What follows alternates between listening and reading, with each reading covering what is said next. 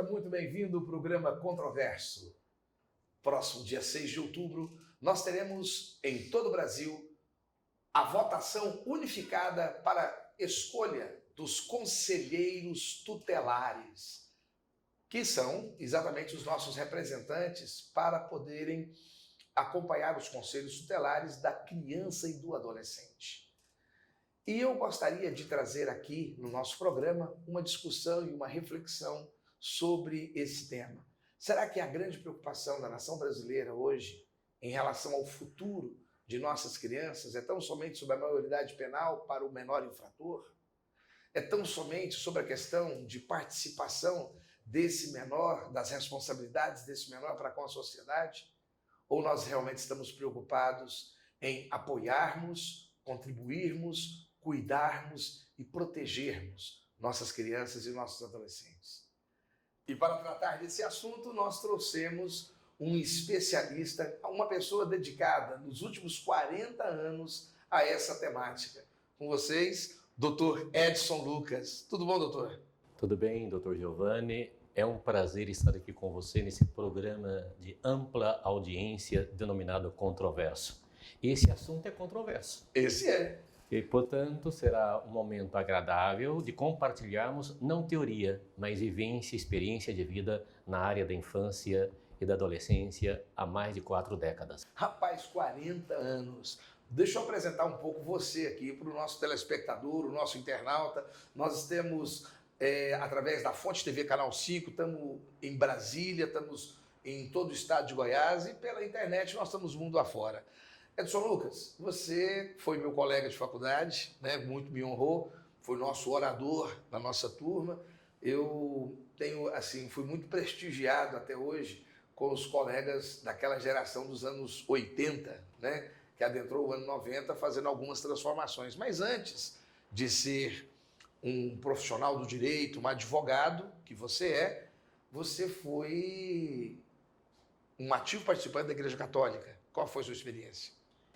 Eu fiquei no seminário por 10 anos, me ordenei diácono, também fiz noviciado no Rio Grande do Sul, peregrinei por vários estados desse Brasil, experimentando e vivenciando a evangelização, essa experiência de Jesus Cristo na vida. E isso me marcou muito e tem pautado também as minhas concepções na perspectiva de estar atuando nessa área da infância e da adolescência com aquela máxima do mestre: deixar vir a mim as crianças. Elas são prioritárias dentro do reino de Deus. E as crianças também têm que serem prioritárias no ambiente familiar, no ambiente da comunidade, no ambiente escolar, em todos os ambientes. Na sua época de seminarista, na sua época de diaconato, da sua ação como leigo católico, você já atuava dentro da esfera da criança e adolescente? Sim, com catequese, com grupo de jovens. Mas no campo social, não? No campo social, nós começamos esse trabalho no campo social aí nos anos 80, quando se denominou aquele movimento, lá no início da década dos anos 80, por uma Assembleia Nacional Constituinte livre, soberana, independente, por eleições diretas, que você vivenciou muito bem. Isso. Na época do movimento estudantil. Isso. Edson, você hoje é vice-presidente do Conselho Municipal dos Direitos da Criança e do Adolescente aqui na cidade de Goiânia. Isso mesmo. Nosso mandato é por 1 ano.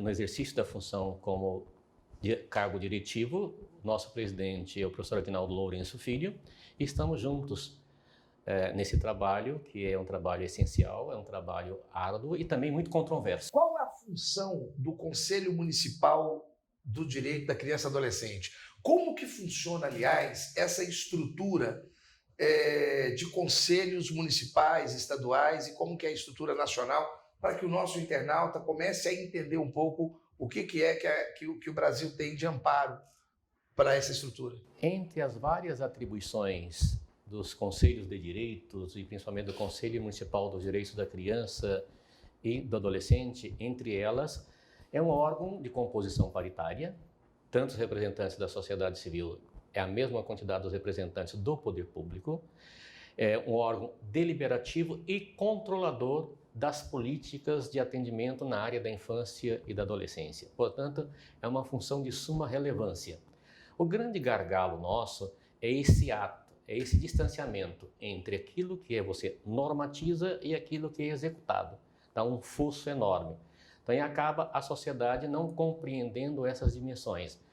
Mas há um princípio constitucional que é fundamental, nós trazemos ele aqui à tona, porque as pessoas só estão obrigadas a fazer ou deixar de fazer alguma coisa em virtude de lei. Se eu não tenho normas que regulamentam, a própria sociedade que vai reivindicar esse direito, não tendo norma objetiva para dar lastro para ela, reivindicar de quem dê direito, ela não conseguirá fazer isso. Mas para o cidadão que está em casa nos assistindo agora, o que importa para ele um conselho? Porque muitas vezes, o Edson, desculpa, Edson, na liberdade eu lhe chamar de Edson Lucas esses anos todos que nós nos conhecemos. Mas o que eu sinto, inclusive através das lentes do meu programa, é que o cidadão brasileiro ele quer coisas mais práticas. Ele quer coisas que, estruturas, órgãos que tenham uma eficiência prática na vida dele. O que os conselhos municipais fazem de prático e que podem realmente ser importante para o cidadão no seu dia a dia? Entre as várias atribuições, por exemplo, eu tenho aqui programas governamentais e não governamentais que executam ações. E essas ações são essenciais para que a criança seja incluída, para que ela seja protegida, para que ela seja acolhida, para que essa criança se desenvolva de forma saudável, de forma sadia, de forma comprometida, para que não vá se desviar logo por uma pessoa que vai aliciá-la para o tráfico de drogas. Então é necessário que nós tenhamos esses programas. Agora, quem executam esses programas? Nós temos programas governamentais e programas não governamentais. Portanto, esse órgão colegiado, ele além de estar fiscalizando essas instituições que executam esses programas, ele também tem um dever legal de habilitar essas instituições, registrando e inscrevendo seus programas. Agora, quais são os grandes desafios? Não está percebendo que nem tudo, assim como no ambiente familiar, falta orçamento. Você já foi secretário. Sim. Você sabe que um gestor só pode fazer alguma coisa se houver previsão legal e também dotação orçamentária para isso. Qual que é o grande desafio? Então, eu tenho aqui, eu arrecado. Então, o poder público, ele arrecada. Então, nosso trabalho é no sentido de estar estabelecendo prioridades. A infância e a adolescência é prioridade para a gestão pública? Então, se eu não tenho uma resposta para isso, como é que eu vou estar distribuindo ou então direcionando recursos para que esses programas funcionem? Então, para que o nosso telespectador e o internauta ele possa entender, então é basicamente o seguinte: a União ela tem uma alta concentração dos recursos, dos impostos de arrecadação. Isso. E ela devolve para os estados e municípios através de programas. Isso, não é isso? Isso. Então, esses programas são projetos aonde o dinheiro vai ser aplicado e como vai ser aplicado, seja saúde infantil, educação infantil, lazer infantil, proteção, a malha de proteção para a criança e o adolescente, que pode ser tanto por uma ONG quanto por ações governamentais. É esse conselho municipal que auxilia na identificação dos programas e auxilia na identificação da distribuição desses valores, por exemplo, financeiros? É isso? Isso. Por exemplo, o Conselho ele vai gerir um fundo, chama Fundo Municipal dos Direitos da Criança e do Adolescente. Então, qualquer contribuinte que paga imposto de renda e que faz aquela declaração completa nos ajustes, ele pode dedicar, sem tirar nem um centavo do seu bolso, 3% desse recurso para que fique no município.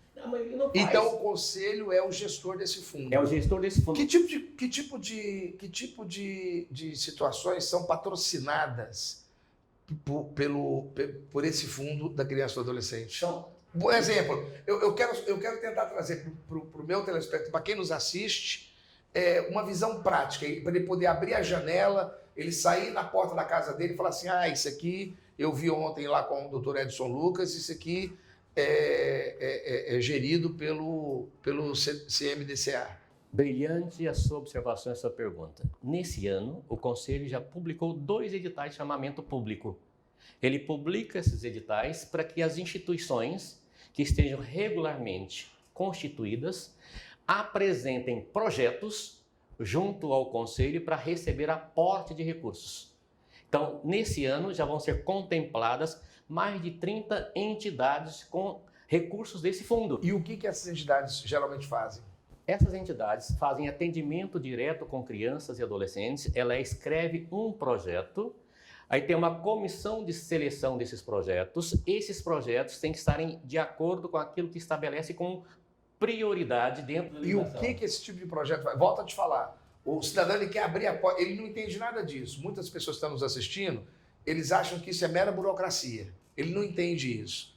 Isso aí o que? Ele dá comida para a criança, tira a criança de rua, o que é que efetivamente faz? Olha, são muitas ações. Então, por exemplo, quais? crianças com deficiência, crianças deficientes, crianças em situação de abandono, crianças com dificuldade de aprendizagem, crianças com iniciação à profissionalização, aliás, adolescentes com iniciação à profissionalização, atividades culturais, atividades esportivas, atividades educacionais, atividades na área da saúde. Isso é um leque ampliado de ações. Agora, é necessário que essa instituição esteja regularmente constituídas, porque recursos públicos são muito fiscalizados. Para você estar liberando recursos públicos, as pessoas, antes de exercer direitos, têm que cumprir obrigações de Para esse chamamento público, qual é a dotação para esse ano?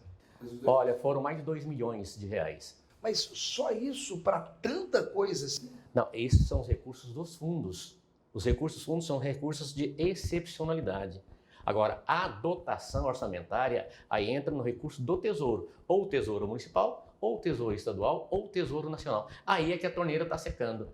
Os únicos recursos que as instituições estão recebendo ultimamente são os dos fundos. Então, o que significa que política pública nacional para cuidar dessas crianças, de todos esses assuntos que você trouxe e muitos mais, hoje está praticamente abandonado? Não diria que está abandonada, elas estão em processo de hibernação. E você sabe que criança não é amanhã e nem ontem, é agora, é o presente. Portanto, o que eu fiz ontem não adianta porque ele envelheceu. Amanhã o menino não nasceu ainda. É hoje. A criança é o agora. Aí você vai estar observando que a maioria, tanto as entidades governamentais e as entidades não governamentais, estão passando por crises seríssimas de sobrevivência. Porque as ações são desenvolvidas de forma gratuita para a comunidade. Ela tem custo zero lá na ponta. Mas só que para essas atividades serem executadas é necessário dinheiro. Não tem nada de graça no mundo. Nada. Se nós estamos aqui agora, alguém está nos financiando para estarmos aqui.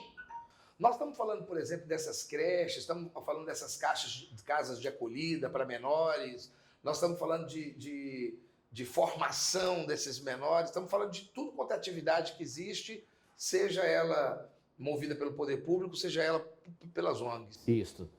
Edson, o assunto está pegando fogo e eu quero voltar no próximo bloco conversando um pouco sobre essa hibernação das políticas públicas e desse estrangulamento das entidades, tá? E entender um pouco melhor os conselhos, principalmente o Conselho Tutelar. E você, telespectador e internauta, fique conosco, nosso breve intervalo e já estamos de volta. Para você, o que é viver? Para mim, é ter tudo que a gente mais ama por perto. Para Queiroz Silveira, também. Conheça o Viver e Bela Vista. São 2 ou 3 suítes a apenas 1 minuto do Parque Areião, no melhor do Bela Vista. Com fácil acesso aos setores mais movimentados de Goiânia. No Viver e Bela Vista, a vida é nobre e o dia a dia é sofisticado. O Viver e Bela Vista é inspirado na história de sucesso da Queiroz Silveira. A construtora que começou a sua trajetória no Bela Vista, conquistou os setores mais nobres de Goiânia, agora retorna para onde tudo teve início, trazendo um novo olhar. É um retorno às origens, é voltar para casa. É viver. É isso. Viver e Bela Vista, mais que um lugar, uma vida.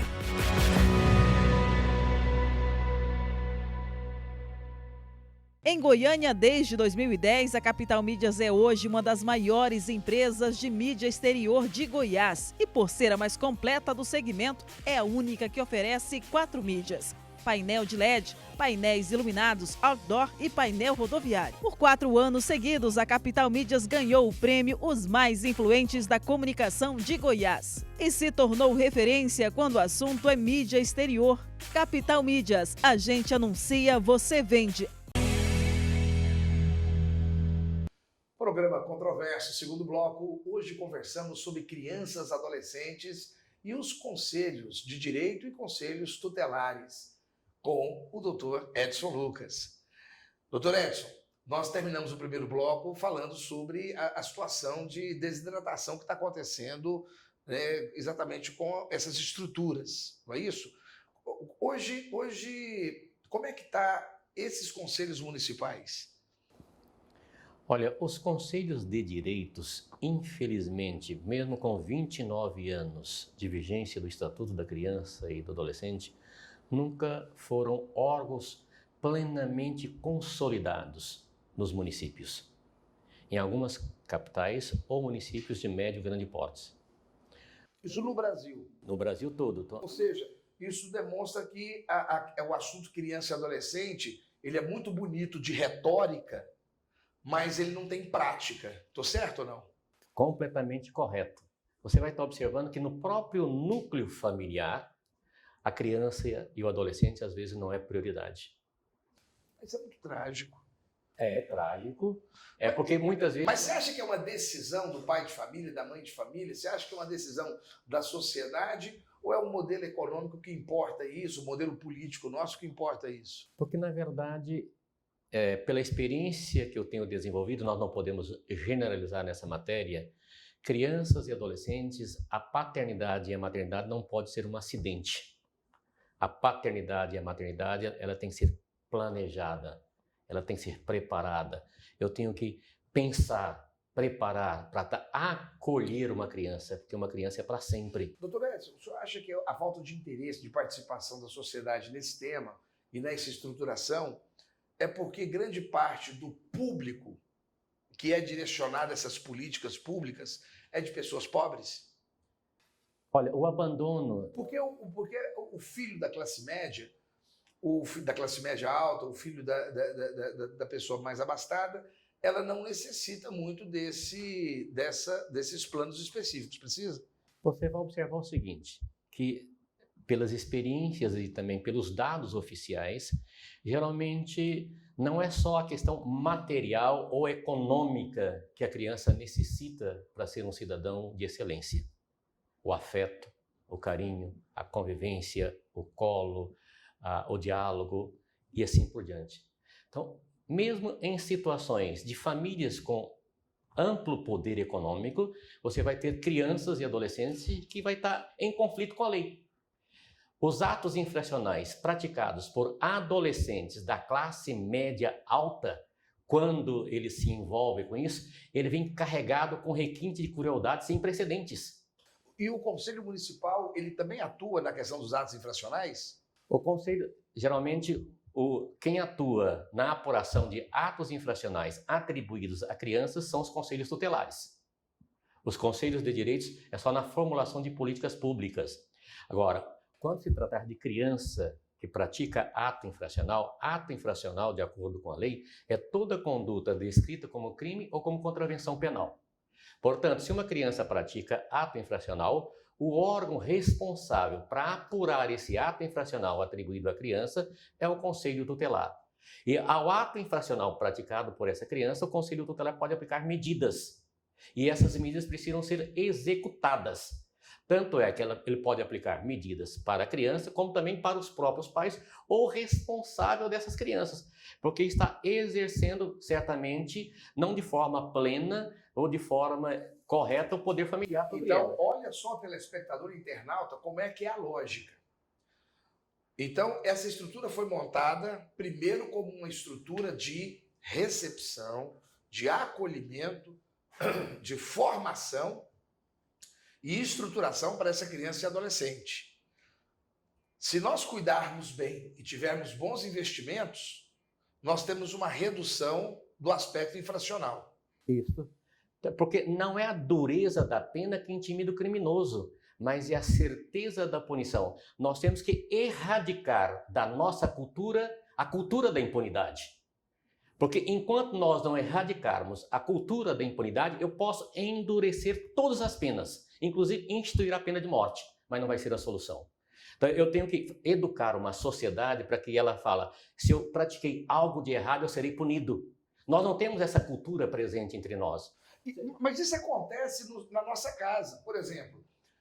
Não é o fato da gente bater forte na criança ou espancar a criança que faz dele uma criança obediente. Você pode simplesmente dizer, olha, se você fizer tal coisa, você não vai passear na casa do coleguinha.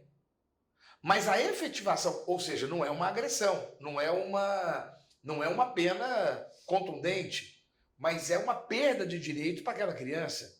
E a certeza de que vai ser imputado essa pena, caso ele venha a agir de forma errada, faz com que ele tenha uma condução melhor. Ou seja, é isso que você está dizendo. Eu vou te dar um exemplo. Uma técnica nossa foi visitar uma família com filhos que eram autores de ato infracional, que a sociedade chama de menores infratores. Entrevistando a mãe com a presença do filho, naquele momento, ela disse, eu não sei quem esse meu filho puxou, porque eu sou trabalhadora, olha minhas mãos calejadas. E ela foi falando, ela terminou de falar, ele só disse o seguinte, é engraçado, mamãe, quando eu era criança, a senhora pedia para nós, vai lá no quintal da vizinha, mata um frango e traz para nós comermos. Portanto, indiretamente, a mãe estava induzindo e deixando como naturalidade no desenvolvimento daquele seu filho, que era natural. Isso é um caso prático. É um caso concreto. Portanto, você vai perceber que nós educamos muito mais pelo testemunho de vida do que pelas palavras. E muitas vezes o educador, o pai, aquele que é o referencial, ele só vê os seus bons atos, ele não vê os maus atos, as más práticas que ensinam essa criança. Então, nós estamos percebendo que há uma fragilidade enorme. Por exemplo, se meu filho chega em casa com um objeto diferente na mochila dele e os pais não observam isso e de repente vai procurar para ele, de quem é esse objeto? Ele vai falar assim, é do meu coleguinha. Certamente ele já começa a aprender a mentir ali. E se eu achar aquilo, achar engraçadinho, fazer brincadeira, etc., eu vou estar praticamente sedimentando, naturalizando aquele comportamento e aquilo vai se avolumando, quando você percebe, vira um bandido. Ele tem facilidades de ser aliciado por um traficante e assim por diante. Volto na questão temática, doutor Edson. Então, nós temos uma estrutura que ela, primeiro, é uma estrutura acolhedora e formadora, que são os conselhos municipais da criança e adolescente.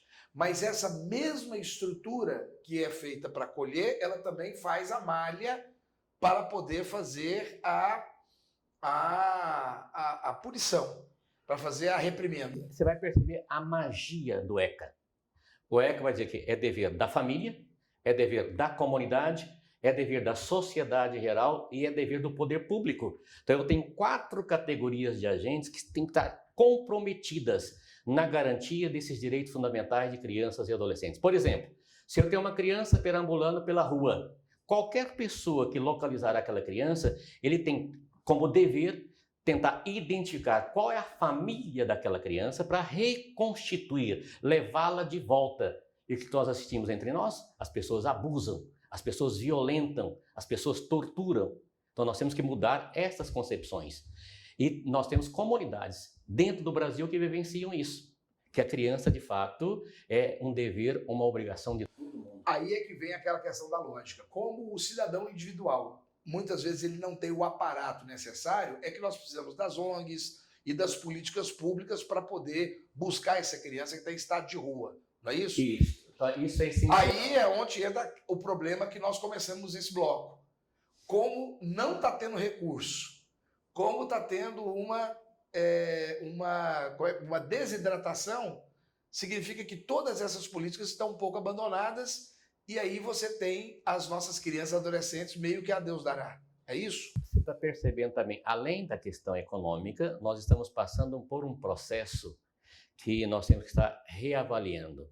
É a forma como eu vejo esta criança, o jeito que eu vejo essa criança. Porque do jeito que eu vejo, eu vou processar todas as ideias, todas as imagens que determinam e condicionam as minhas ações. Edson, como é que a sociedade está vendo a criança ou adolescente hoje? Um problema? Como objeto. Um objeto? É, objeto. Inclusive, tanto é que você pode ver que é um objeto. O assunto é tão controverso e complexo, mas é só você observar o jeito que se cuida de uma criança. Às vezes, muitos são miniaturas de adultos. Você não vive a infância. A criança não tem infância. Aí depois ela chega na idade adulta, ele vira um menino. Então nós temos muitos velhos que é menino, não amadureceu. Então é necessário que nós comecemos a meditar melhor. Então a fase da infância é a fase da infância, de brincar, de socializar, de ter alegria. E a sociedade precisa garantir, independente do status social dessa criança, seja ela uma criança de elite, uma criança de classe média alta, classe média, uma criança pobre ou uma criança miserável. Ela precisa ter direito ao acesso a essas estruturas. Isso. E a família tem uma responsabilidade. Tanto que o Estatuto vai dizer o seguinte: a criança, como sujeito de direitos, e aqui é bom, direitos é uma via de mão dupla, não existem direitos sem deveres, é bom que todo mundo saiba disso, não tem direitos sem deveres. Agora, a pedagogia dos direitos é uma pedagogia emancipatória. Tanto que Jesus utilizava-se muito disso. Ele dizia: a tua fé te salvou. Levanta-te e anda. Vou pedir alguma coisa para ele? Faça de acordo com o que está na tua cabeça. Se eu pedir uma coisa e pensava no outro, estava lascado. Não é aquela consciência tutelada, né? A pessoa tem responsabilidade por si. É igual não tinha aquela pessoa pedindo esmola na porta do templo? O que os apóstolos disseram para ele? Em nome de ouro e prata eu não tenho. O que eu tenho eu te dou. Em nome de Jesus Cristo, levanta-te e anda. Então, eu empodero a pessoa. Então, a pessoa é sujeito, é protagonista. Então, a pedagogia do direito é a pedagogia emancipatória. Então, eu tenho que acreditar nisso. Então, um cidadão que é educado na perspectiva de direitos é um cidadão que respeita deveres.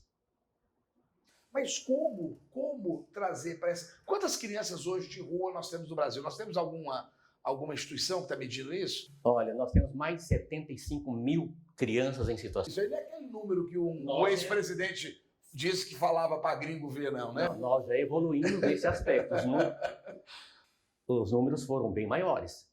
Nesse aspecto, nós já evoluímos. Mas nunca chegou àquele número fantástico que um ex-presidente comentou uma vez aí, que era 3 milhões, etc. Isso nunca...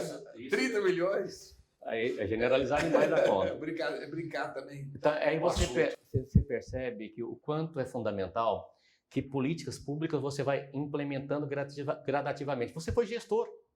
Você foi gestor de uma pasta. Tanto é que você planeja. E nós na época, eu fui tanto de indústria e comércio quanto de trabalho. E nós tínhamos várias políticas de combate ao trabalho infantil e também de formação do jovem, né? do adolescente trabalhador, aquele com 16 anos ou mais. Então, nós trabalhamos na perspectiva de planejamento, estabelecendo metas. Qualquer um trabalha estabelecendo metas. Agora, ao fazer o planejamento, estabelecer metas, é necessário recursos. Então, eu vou direcionando recursos. E eu tenho que ter assim, muita austeridade, compromisso na execução e aplicação dos recursos. E aqui é necessário, mais uma vez, entra a questão do compromisso da coletividade. Porque se dentro dessa rede, pensar em extraviar o recurso, compromete tudo. Ou então, se aqui nessa rede, pensar em causas próprias, compromete tudo. E muitas vezes o recurso que falta na ponta é exatamente esse que a corrupção fraudou, desviou, retirou do sistema, não é isso? Você vai observar que geralmente as principais fontes de corrupção são duas áreas nevrálgicas, educação e saúde. Infelizmente, na educação, principalmente hoje com transporte e merenda escolar, na saúde com medicações, com exames, com consultas com especialistas, são aquelas que mais comprometem. Então nós temos que mudar muito e essas mudanças começam de baixo.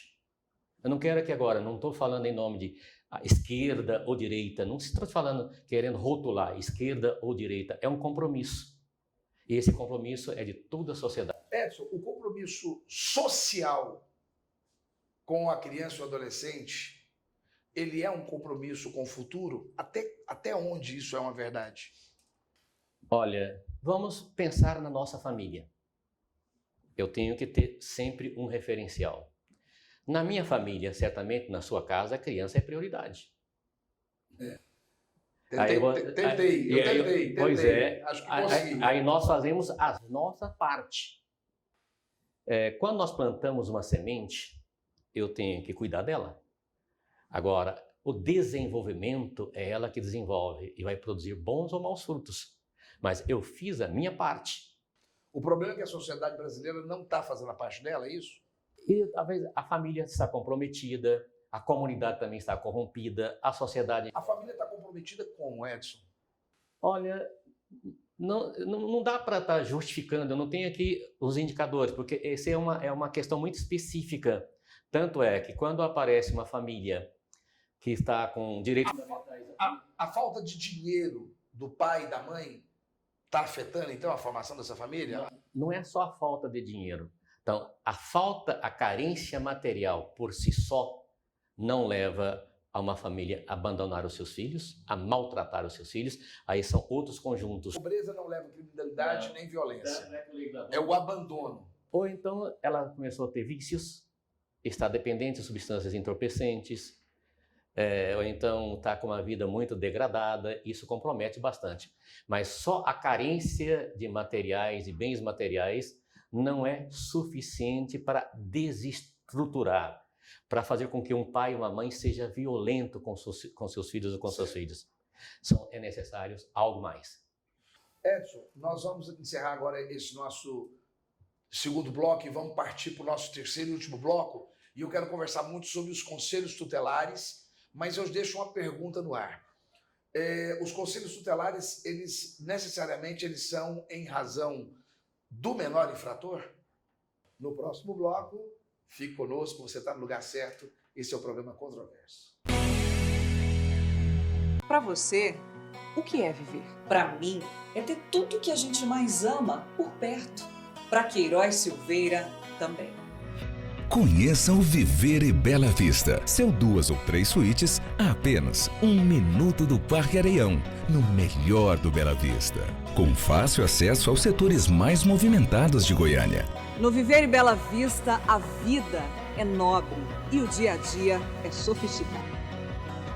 O Viver e Bela Vista é inspirado na história de sucesso da Queiroz Silveira. A construtora que começou a sua trajetória no Bela Vista, conquistou os setores mais nobres de Goiânia, agora retorna para onde tudo teve início, trazendo um novo olhar.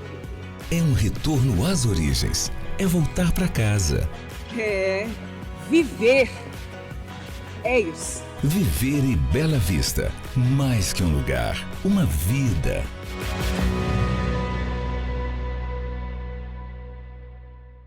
Em Goiânia, desde 2010, a Capital Mídias é hoje uma das maiores empresas de mídia exterior de Goiás. E por ser a mais completa do segmento, é a única que oferece 4 mídias: painel de LED, painéis iluminados, outdoor e painel rodoviário. Por 4 anos seguidos, a Capital Mídias ganhou o prêmio Os Mais Influentes da Comunicação de Goiás. E se tornou referência quando o assunto é mídia exterior. Capital Mídias, a gente anuncia, você vende.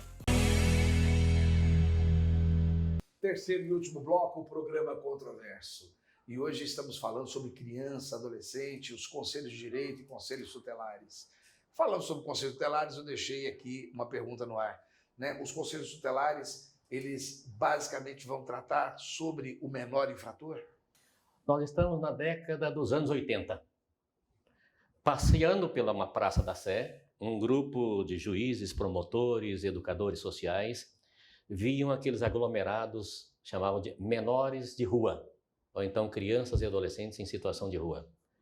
Eles olhavam, essa realidade é uma realidade para a polícia, é uma realidade para juiz de menores, porque era a estrutura como era conhecida na época. E inspetor também, né? Inspetor de menores. Agentes. Agente.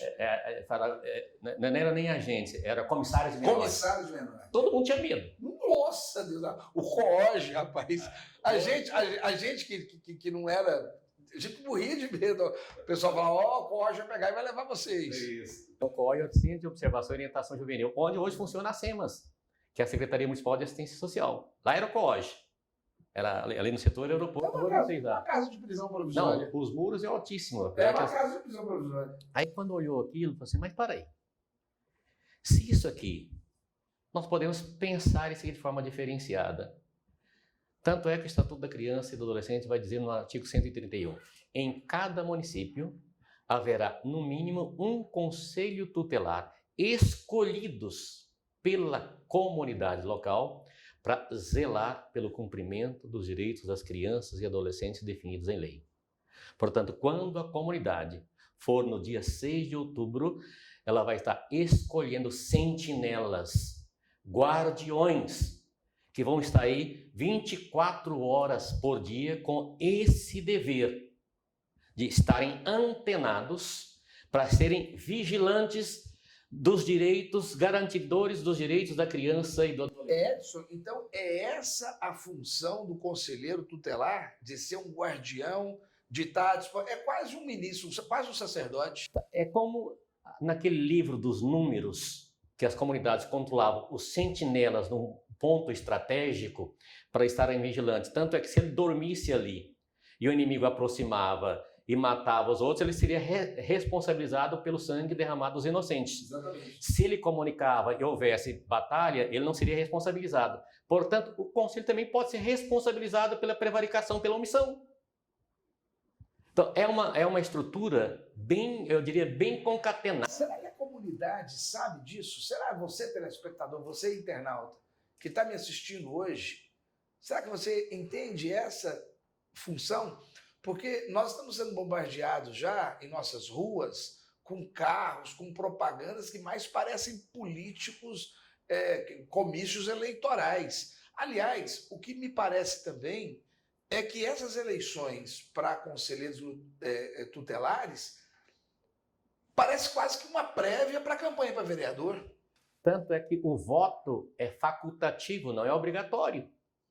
Portanto, a comunidade ela é responsabilizada se escolher mal. Então, nós temos um conjunto de pessoas que já passaram por etapas iniciais, inclusive por provas de conhecimentos, e que colocaram o seu nome à disposição para a comunidade. Portanto, a comunidade tem uma responsabilidade enorme. Ela não pode vender o voto, ela não pode fazer barganha do voto, ela não pode fazer negociação com o voto, porque se ela estiver fazendo isso, ela estará comprometendo a criança dela, ou a criança do vizinho dela. Então, o conselheiro, ele tem que estar fortalecido, porque o conselheiro, como guardião, zelador desses direitos. E quais são os agentes que ameaçam ou violam esses direitos fundamentais? Porque uma das primeiras atribuições dos conselhos tutelares é atender crianças e adolescentes nas hipóteses do artigo 98 e 105 do ECA. As hipóteses do artigo 98 é quando os direitos fundamentais das crianças e dos adolescentes forem ameaçados ou violados por ação ou omissão do Estado ou da sociedade, por falta ou omissão ou abuso dos pais ou responsável, ou em razão da própria conduta da criança e do adolescente. Mas não fica um pouco contraditório esse conselheiro tutelar, ao mesmo tempo que ele é responsável por garantir os direitos e a proteção da criança e do adolescente, ele também participa na hora que vai fazer a punição dos atos infracionais? Não, na verdade, ele vai aplicar medidas. Então, Aí quem vai executar as medidas são os órgãos governamentais ou não governamentais que têm parceria com o município. Portanto, ele como sentinela. Então eu tenho aqui, o dever de garantir esses direitos é da família, da comunidade, da sociedade em geral e do poder público. Então esses são os agentes que têm a obrigação de garantir esses direitos. Então direito à vida e à saúde, direito à liberdade e ao respeito à dignidade, direito à convivência familiar e comunitária, direito à educação, cultura, esporte, lazer, direito à profissionalização e proteção do trabalho. nós temos uma cidade aí do interior do estado de Goiás, Rio Verde, e agora, há alguns dias atrás, um grupo de crianças, de adolescentes, eles saindo da aula, numa seca dessa aqui, nesse cerrado, botaram fogo numa praça, não sei se você viu isso.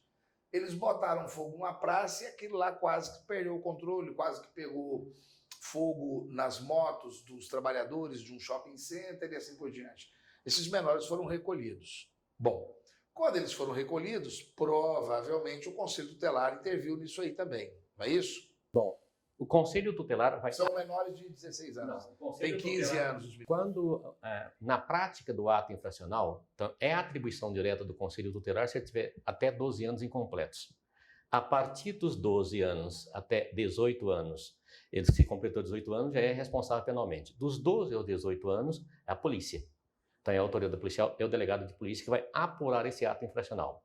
Na apuração desse ato infracional, se prevê um conjunto de medidas, chama medidas socioeducativas, que vai desde a advertência, tem advertência, reparação de danos, prestação de serviço à comunidade, liberdade assistida, semi-liberdade e internação, que é a privação da liberdade.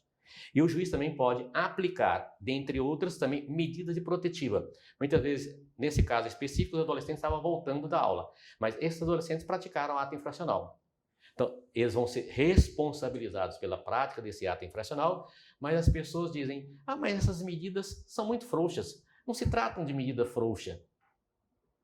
Porque, na verdade, você está querendo atingir, porque para uma pessoa do bem, só o fato dela ter sido indiciada criminalmente já faz uma diferença enorme.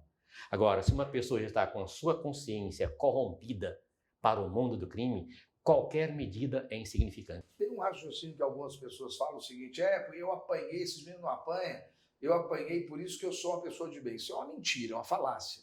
A pessoa não se tornou um cidadão produtivo, inserido no contexto da sociedade, porque apanhou. Ele participa do contexto da sociedade porque havia uma família que o acolheu e o inseriu na sociedade. O raciocínio está certo? Corretíssimo. Por exemplo, eu aprendi comigo com meu pai. Meu pai muito simples, meu pai sempre dizia, nunca faça acepção de pessoas. O Evangelho também diz isso. Você não pode fazer acepção de pessoas, ou seja, distinção de pessoas. Mas a partir do momento que você não for mais forte do que ela, você não pode conviver com ela. Porque se você descer ao nível dela, naquilo que ela faz de errado, você é um fraco. Portanto, quando nós saímos lá de Araguaína, que viemos mudar para Goiânia, eu fui morar, qual que era o bairro de periferia? Setor Pedro Ludovico da época, que era Macambira. Ali era o reduto de todos os infratores, menores infratores do município de Goiânia. E eu convivi dentro daquele contexto. Agora, um dado interessante, meu pai, eu era obediente a ele, não é só na presença dele, não. Da ausência, principalmente. Eu acompanhava, eu tenho um lastro. Então, a minha família tem que ser lastro. Eu tenho que ter lastro. Então, eu sou obediente na presença e na ausência. Então, essa é a verdadeira educação. Então, eu vou aprender a respeitar na presença e na ausência. Tem muitos professores que chamam os alunos na regulagem. Quando ele vira as costas, os alunos fazem todos os tipos de encenações, ou de crítica, ou de língua, porque falta respeito. Então, esse respeito é recíproco. Então, isso é uma questão no processo educacional brilhante. Nós estamos já caminhando para o encerramento. Eu queria conversar um pouco mais sobre a questão do Conselho Tutelar e a sua importância. Nós temos questionado muito sobre o uso político dos conselhos tutelares. Eu falei para você que eu queria tocar nesse assunto e fiz um comentário há pouco de que muitas vezes a campanha se parece muito com campanha eleitoral. Vocês do CMDCA percebem essa influência política de grupos religiosos, de grupos associativos, grupos sindicais que não estão objetivando claramente, tão somente a questão do menor, mas sim uma posição estratégica política? Não só percebemos, como estamos preocupados e também pensando em desencadear um movimento para repensar essa ferramenta de escolha. Porque isso está enfraquecendo os conselhos tutelares. Depois não trabalham, não cumprem carga horária, fazem aquilo ali de trampolim, são descompromissados no atendimento com as famílias, às vezes maltratam as famílias, são desinformados.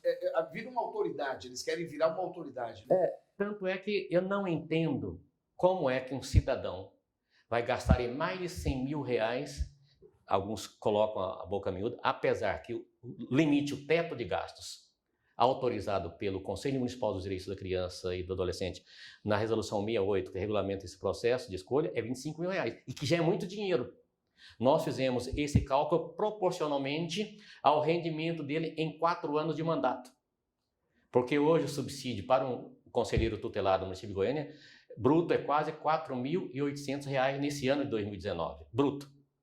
Se ele for servidor público municipal, então ele vai receber o salário dele e vai também colocar esta gratificação. Então ele vai ser melhor remunerado ainda, se ele for servidor público municipal efetivo no município de Goiânia.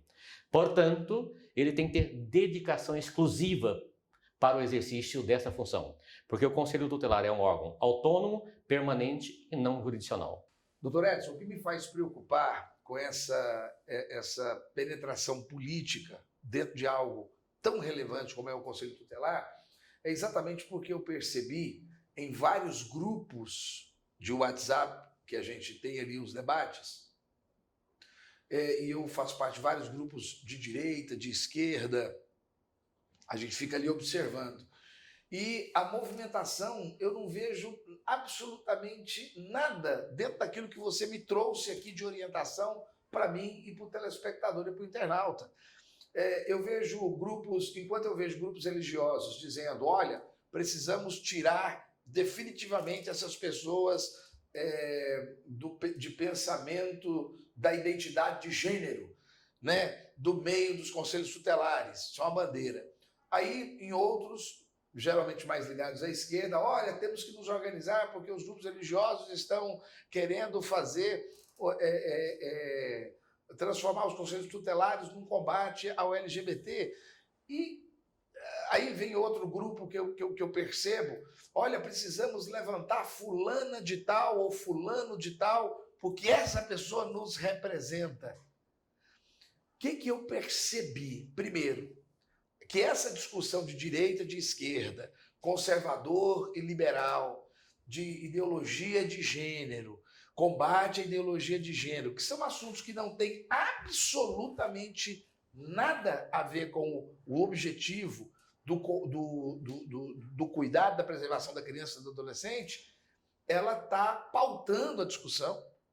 Número 2, que tem 2 tipos de pessoas com interesses políticos. Um é muitas vezes aquela pessoa que é o candidato a conselheiro que quer fazer uma prévia para o debate de vereador ou deputado.